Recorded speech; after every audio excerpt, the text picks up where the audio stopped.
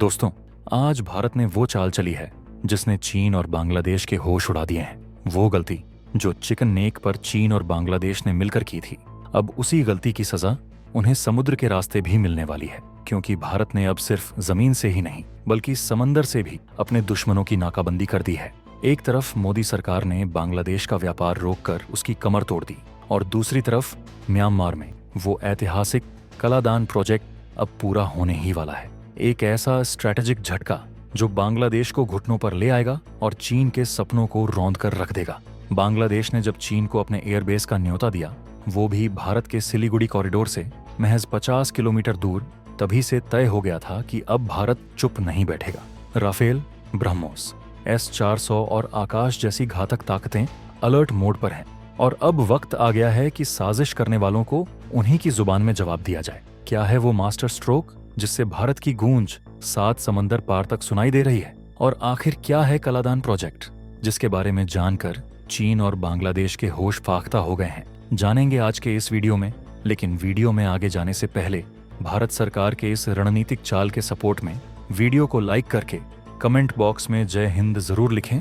याद रहे, जय हिंद कहना हम सब के लिए गर्व की बात है। दोस्तों, भारत ने जब बांग्लादेश की ट्रांसशिपमेंट सुविधा पर अचानक ब्रेक लगाया तो पूरा बांग्लादेश तिलमिला उठा और उसके साथ खड़ा चीन भी सकते में आ गया। ये कोई मामूली फैसला नहीं था, बल्कि भारत की उस सर्जिकल रणनीति का हिस्सा था जिसके तहत हर उस देश को सबक सिखाया जाना था जो भारत के खिलाफ साजिशें रचने में जुटा था।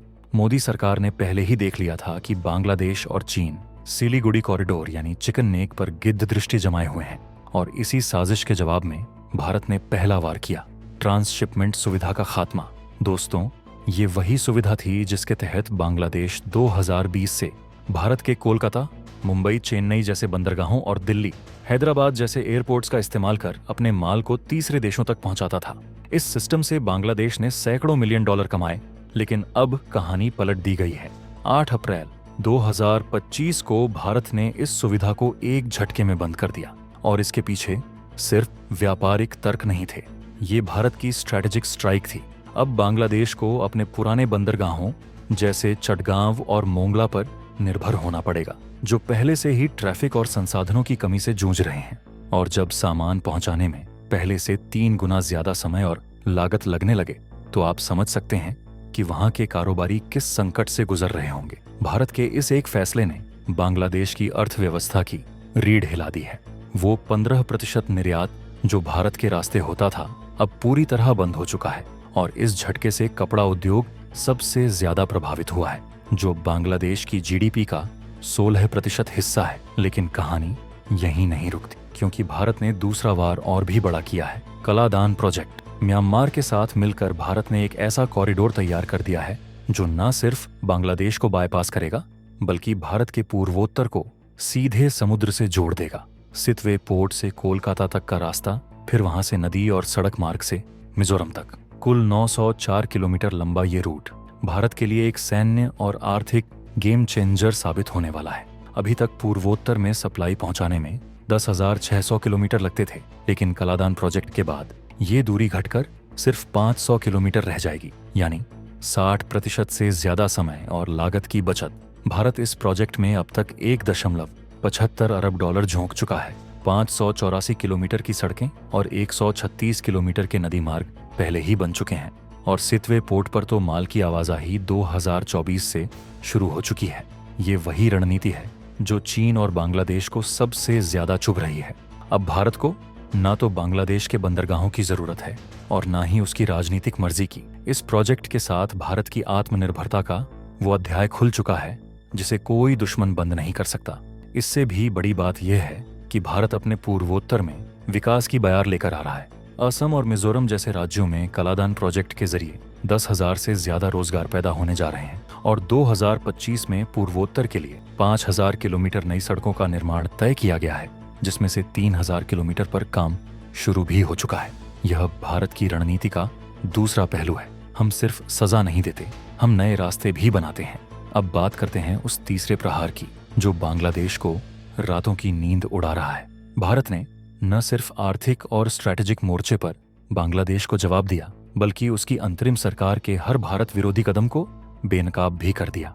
मोहम्मद यूनुस की अगुवाई वाली सरकार ने जब से सत्ता संभाली तब से उसने अल्पसंख्यकों पर हमले, पाकिस्तान और चीन से नजदीकियां और भारत के खिलाफ बयानबाजी शुरू कर दी थी। 2024 में ही से ज्यादा घटनाएं रिपोर्ट हुईं जिनमें हिंदू अल्पसंख्यकों को निशाना बनाया गया और भारत ने इसे न सिर्फ ढाका में उठाया बल्कि इंटरनेशनल मंचों पर भी इसे उछाला। दूसरी तरफ म्यांमार के साथ भारत के रिश्ते और मजबूत हो रहे हैं। 2025 में भारत म्यांमार व्यापार 2 अरब 50 करोड़ डॉलर तक पहुंच चुका है, जो 2020 के मुकाबले 25% ज्यादा है।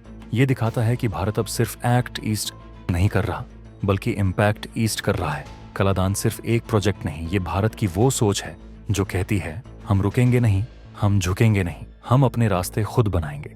अनुमान है कि 2030 तक इस रूट से हर साल 10 मिलियन टन से ज्यादा सामान की आवाजाही होगी। यानी भारत अब चीन और बांग्लादेश की दया पर नहीं बल्कि अपनी खुद की ताकत पर आगे बढ़ रहा है। बांग्लादेश की चालें अब उसी पर भारी पड़ रही हैं।